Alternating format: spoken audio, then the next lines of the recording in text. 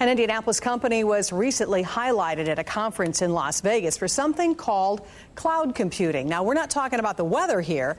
This is the future of the internet, and some Indianapolis guys believe they have a winner. You would never know what goes on inside this Northwest Side office building. There are no signs, and there is a lot of security.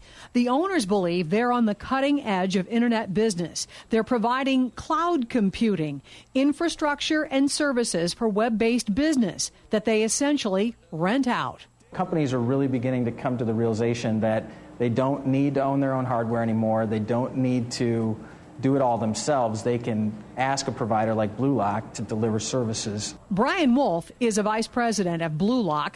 The business started just 2 years ago with $5 million of venture capital, and business has been booming. We're actually doubling our client base every 4 months. Here's how cloud computing works in real life.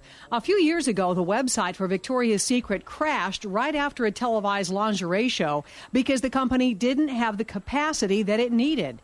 But it could have been avoided if Victoria's Secret had used cloud computing. If they were connected to a cloud like Bluelock, that cloud would have expanded their computing capacity, expanded their internet capacity, and given them the ability to handle all the traffic. Bluelock is small, only 10 employees, but they plan on expanding globally. It's quickly morphing into this idea that you can go out and get computing resources or computing power on demand that's scalable, that's very resilient against failure, and that has services layered into it.